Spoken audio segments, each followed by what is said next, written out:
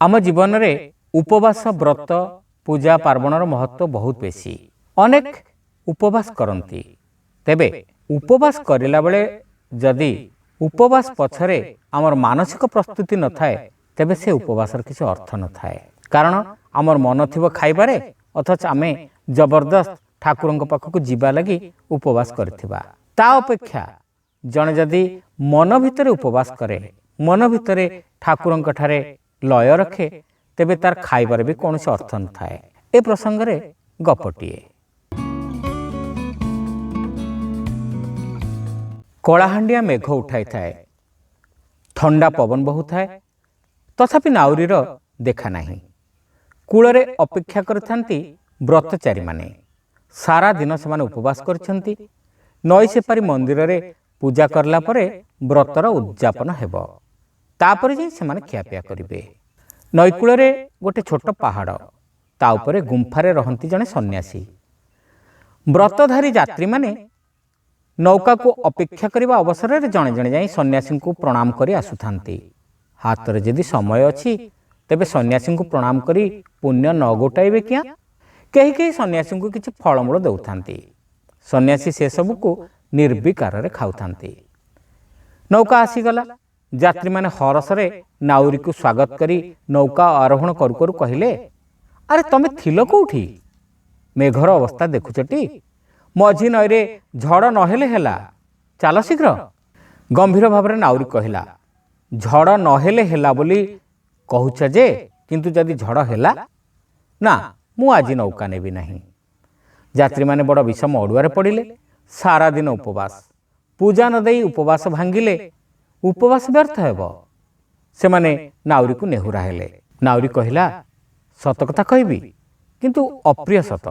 तमे माने जदि सतरे उपवास करथांत तेबे मोटे झड़ हेई नथांता। तमे माने केही उपवास करना हो। अरे भाई सेमती कहले हबो ना, आमे पूरा व्रत करिछु।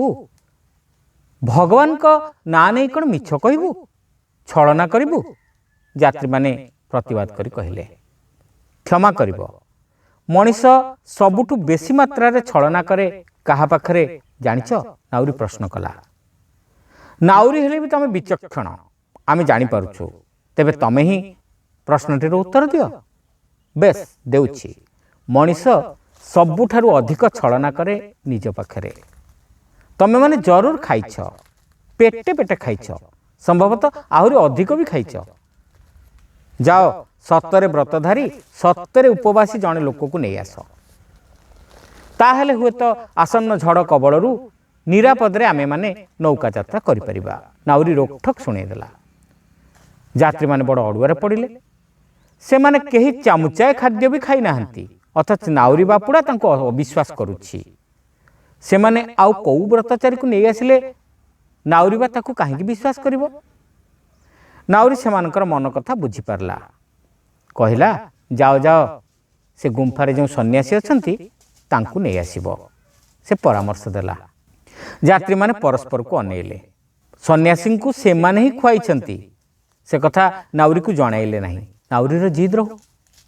से माने पहाड़ चढ़ी सन्यासी को कहले, आज्ञा आपण थरे आम सह नौका चढ़ी सेपारी को जानते नहीं? आज पुण्यतिथि रे आमे आपनकर सत्संग लाभ करंतु। सन्यासी बिना वाक्य व्यୟରେ अवतरण कले और नीरव नौका चढ़ी बसिले। व्रतचारी माने तांको अनुसरण कले। नौका छाड़िला। क्रमे ह्रास हैला मेघमालार गांभीर्य। आकाश धीरे धीरे परिष्कार होइगला। झड़ थमीगला। यात्री मान को आरपारी रे पहुंचाई दे नाउरी सन्यासी को आनी पुणी एपारी रे पहुंचाई देला। किछि समय परे व्रतचारी मान को फेराई आनिबा निमंते पुणी नौका नहीं आरपारी रे पहुंचिला। व्रत उद्यापन अंते यात्री माने मंदिरर आखपाख दुकान रे पेट पुराई खाई सारिथांती। नौका चढ़िला परे जणे कहले, नाउरी भाई तमे आज एमती अजब आचरण कल क्या? आज मोर दुई शला आसी मो घरे पहुंची छंती जे दिन सारा से शलांक भौणीटी नाना सुस्वादु चीज रंधन करी सेमान को गिळाउछि।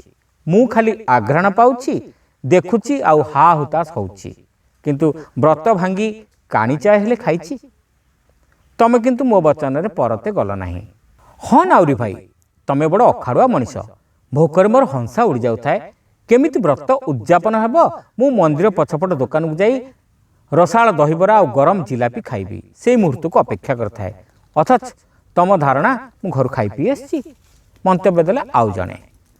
तृतीय जनक कहले असल मजा कथा हला जानिच नाउरी आमे निजे से सन्यासी को खुआइथिलु किंतु तमे मने करथला से उपवासी। नाउरी ना बाहुथाए सब कथा शुणुथाए अवशेष से कहला तम मानक प्रश्नर प्रथम भागर उत्तर तमे माने निजे निजे देइछ। तमे माने उपवास कर नथिल भोजन पकाइबाकू अधीर भाव केवल अपेक्षा करुथिल। सारा दिन जो सब खाद्यरू निजको वंचित कर रखिछ तमर मन जाई से खाद्य उपर थिला व्रतर ध्यान नथिला तेणु व्रत आउ उपवास विडंबना मात्र। सन्यासी को भी जाने मु से जेपरी न खाइबार छलना करती नहीं खाइबार आसक्ति मध्य रखती नहीं से नियमित जड़े सत्यनिष्ठ व्रतचारी तेणु तांकरी सत्संगरे तमर दुर्जोग दूर हला झड़ छाड़िला तमे मंदिर जाई पारल। यात्री माने विदाय नेला बेले प्रथमे नाउरी को गोटे गोटे नमस्कार पकाई पहाड़ ऊपर को जाई सन्यासी को प्रणाम करी घर को बाहुड़ी गले। गपटी आपण मानकु केमिति लागिला कमेंट करी निश्चित जणाइबे।